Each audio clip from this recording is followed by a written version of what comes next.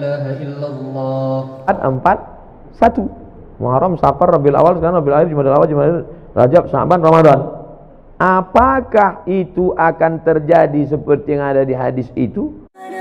Rabbana ya Rabbana, Rabbana ya Rabbana, Rabbana ya Rabbana, Rabbana ya Rabbana, Rabbana ya Rabbana.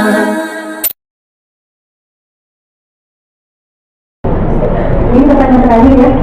Kalau nanti akan terjadi hari Jumat pertengahan Ramadan, maka nanti akan begini-begini terjadi.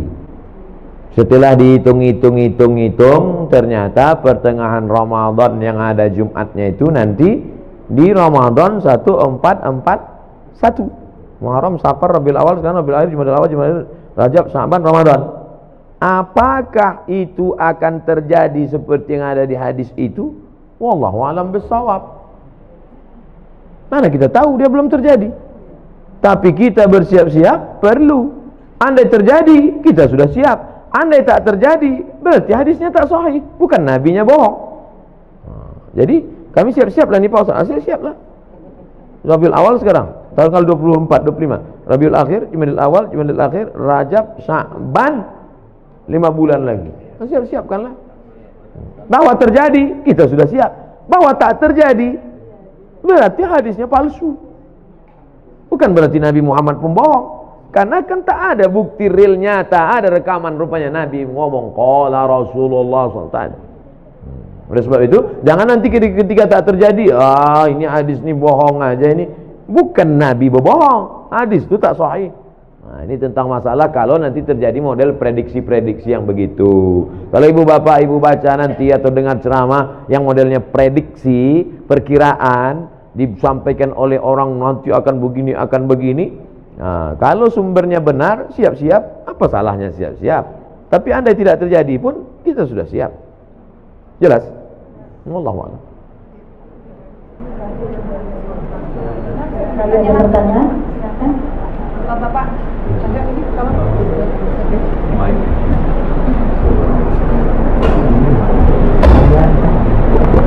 Assalamualaikum warahmatullahi wabarakatuh. Waalaikumsalam warahmatullahi wabarakatuh.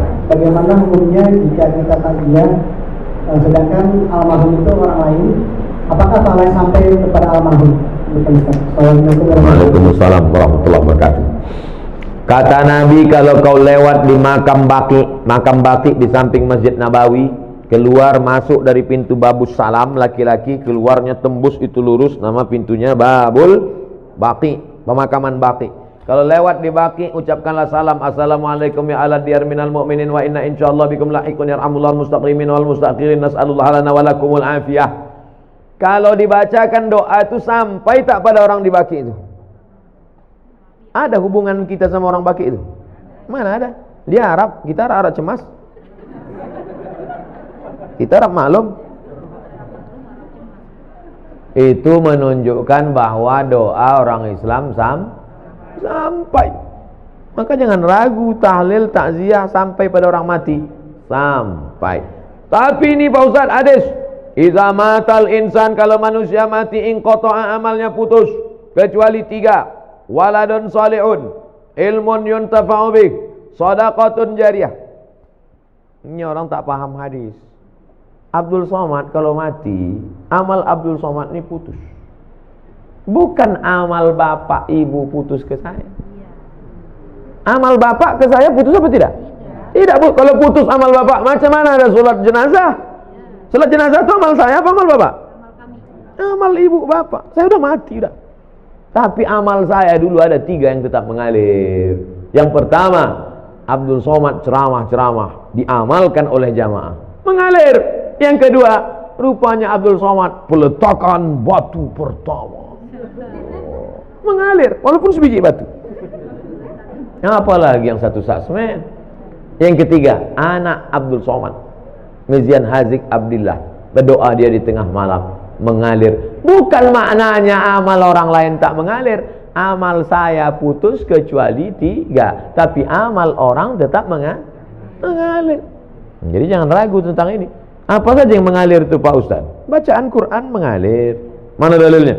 Abdullah bin Umar, anak Umar bin Khattab berpesan, nanti kalau aku mati meninggal dunia, bacakan pada bagian kepalaku Al-Fatihah, bacakan pada bagian ujung kakiku ujung Al-Baqarah. Riwayat lain, bacakan pada bagian kepalaku awal Al-Baqarah sampai wa ulaika humul muflihun. Pada bagian kakiku bacakan lillahi ma fis samawati sampai habis. Itu menunjukkan amal orang hidup baca Quran sampai, doa sampai, sedekah sampai, haji sampai, kurban sampai. Apa sedekah yang paling afdal ya Rasulullah? Saqil ma, kasih air minum. Buatkan sumur bor untuk almarhum. Nah, tempat kita jangan kasih air lagi, atas air, bawah air, banjir. Apa yang perlu dia? Kasih. Di pondok pesantren ini apa yang perlu? Perlu kalian air? Tidak apa, banyak udah air. Apa yang perlu? WC, ya kasih WC. Kemarin di Palembang, bantuan dari alumni 52 unit WC. Oh, bagus. Apa yang paling diperlukan orang? WC ini sangat diperlukan di pesantren. Berapa anak-anak yang kebelet tertolong? Man yassara an mu'sirin yassarallahu anhu yaumil qiyamah. Siapa yang memudahkan urusan orang, dimudahkan pula urusan dia. Oh, itulah urusan yang paling tersulit di dunia. Dilepaskannya urusan orang. Bagus sekali. Bapak-bapak yang ketawa berarti pernah mengalami. Nah, jadi ceritanya Pak, bacaan Quran sampai, bacaan doa sampai, jangan takut, jangan khawatir. Walaupun kita tak ada hubungan sama dia, karena berdasarkan hadis Nabi. Adapun hadis yang mengatakan tak sampai adalah amal yang mati itu yang lain putus-putus. Amal saya putus, tahajud saya putus, witir saya putus, sholat saya putus, tapi amal orang tetap mengalir. Wallahu a'lam bishawab.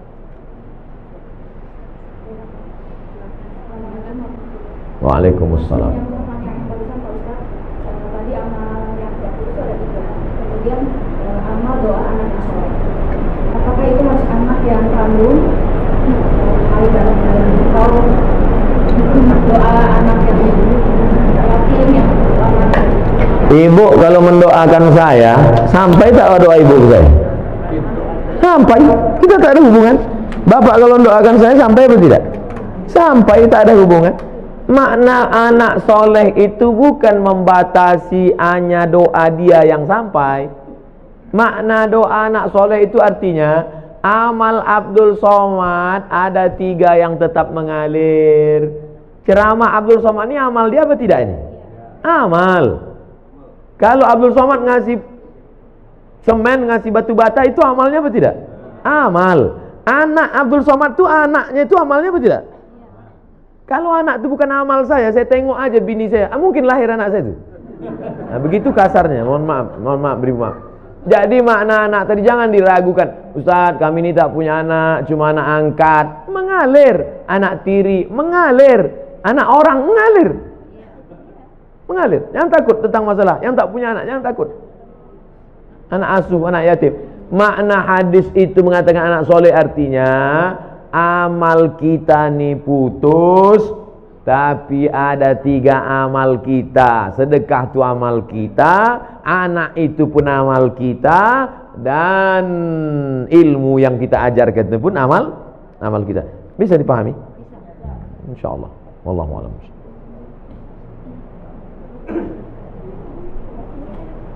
Assalamualaikum warahmatullahi wabarakatuh. Waalaikumsalam. Saya mau menanyakan amalan mana kira-kira yang diterima seorang tua yang punya anak kandung tetapi dia kurang taat beribadahnya, atau dia mengangkat anak bukan anaknya sendiri tetapi anak-anak itu sangat soleh dan sering mendoakan orang tuanya. Jadi amalan mana yang lebih cepat diterima oleh Allah? Itu yang pertama. Dan yang kedua, saya mohon supaya Ustaz dan jemaah yang ada di sini nanti itu mendoakan untuk kesembuhan saya. Nanti di akhir majlis kita doa semua untuk kesehatan, untuk husnul khatimah, untuk anak-anak kita dijaga dari narkoba. Nanti di akhir majlis. Punya anak kandung, kerjanya minum khamar, sakau, mabuk. Ada anak angkat, orangnya soleh. Kedua-duanya ini berdoa. Mana doanya yang lebih dulu sampai? Illalladzina amanu wa amilus shalihat. Semua manusia ini rugi kecuali orang beriman dan beramal soleh. Yang ditengok bukan anak kandung, anak tiri, anak angkat, tetangga, kawan, jiran, sahabat. Yang ditengok adalah soleh. Makanya Rabbi habli minas sholihin. Jangan takut tidak punya anak, tak ada yang mendoakan. Jangan takut bahwa kita tidak punya anak, tapi kita didik anak-anak kita jadi soleh, baik, bagus, memang itu perintah agama. Tapi terlalu khawatir tak punya anak, jangan takut.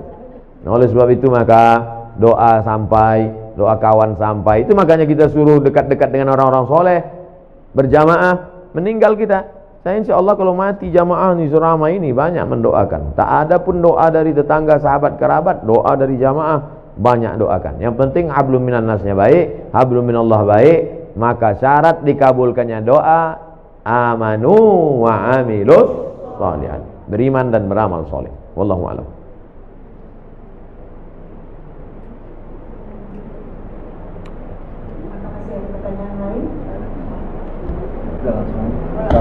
Assalamualaikum Pak Ustaz. Waalaikumsalam. Tanya Pak Ustaz, kalau misalnya kita nabung di bank konvensional, itu kan ada bunga, berbunga. Nah bunganya itu kan boleh nggak gitu diamalkan ke mana gitu? Nah, itu hukumnya gimana tuh Pak Ustaz? Juga yang menerimanya bagaimana gitu?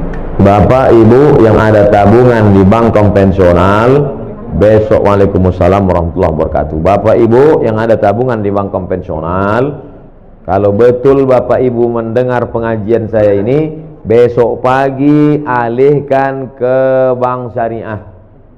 Siap? Saya ulang sekali lagi. Bapak Ibu yang di bank konvensional, besok pagi alihkan ke bank syariah. Siap? Banyak anda dalam hati. Siap. Saya gaji ditransfer ke BRI Syariah. Walaupun BRI Syariah menolak saya ceramah, tak apa-apa. Tetap di mana saya, tabunglah ke BRI Syariah. Saya di BRI Syariah. Anda tabunglah ke BRI Syariah. Walaupun BRI Syariah menolak saya ceramah, tak apa-apa. Saya tahu kalian takut ngundang kan? Tak apa-apa. BNI Syariah, Ustaz Somad, kami buatkan Ustaz kartu, menabunglah ke BNI Syariah. Walaupun BNI Syariah tak berani juga ngundang, tak apa-apa. BSN, Bank Syariah Mandiri, kasih saya kartu, pakai kartu. Datang dia ke kampus tempat saya, nih kami buatkan Ustaz kartu Bank Syariah Mandiri. 3 BRI Syariah, Bank Syariah Mandiri, BNI Syariah. Bang Muhammad belum datang lagi. Alihkan ke bank syariah, karena kalau bukan kita yang menghidupkan perekonomian syariah ini, siapa lagi? Di Malaysia saya diundang ke bank rakyat. Saya tengok bank rakyat, wah, ini konvensional ini. Sampai hati orang ini ngundang saya, neraka jahanam ini. Pas sampai di situ, belum saya tanya, direkturnya udah ngomong, Ustaz Somad, ini bank konvensional katanya. Dalam hati saya, hancur dunia persilatan. Tapi sudah berubah jadi Islamic Bank. 5.000 pegawainya. Berubah dari konvensional, berhasil 100% murni jadi Islamic Bank, bank syariah. Pergi ke Kuala Lumpur, hebat. Maka besok, 2 yang menyebabkan sulit merubah bank konvensional jadi syariah. Pertama, political will, politik. Yang kedua, iklan ke masyarakat kurang. Saya di mana-mana terus saya sampaikan. Oke, sekarang kita cerita tentang Bapak punya tabungan di masa lalu dan sekarang bunganya ada. Mau dikemanakan bunganya ini? Bolehkah bunga yang punya Bapak 100 juta ini, kita taruhlah 100 juta ini sekarang ada bunganya, bukan tabungannya, bunganya. Kemana bunga ini? Kata Syekh Yusuf Al-Qardawi, nama kitabnya Fatawa Mu'asirah, sudah dicetak oleh Gema Insani Press Jakarta. Judulnya Fatwa-Fatwa Kontemporer Yusuf Qardawi. Diserahkan ke lembaga yang dinikmati orang banyak, masalih ammah.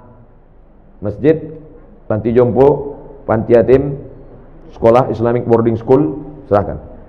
Bapak yang ada tabungan-tabung di konvensional, duit hasilnya itu riba, jangan kasih ke anak, jangan kasih makan ke rumah, serahkan ke lembaga yang dinikmati orang banyak. Ini jangan Ustaz Somad ini ceramah gini, nanti ujung-ujungnya kemana Pak Ustaz? Ke saya. Saya sampai sekarang tak pernah kepentingan pribadi saya serahkan ke lembaga-lembaga yang banyak dinikmati orang banyak. Wallahu a'lam. ربنا يا ربنا ربنا يا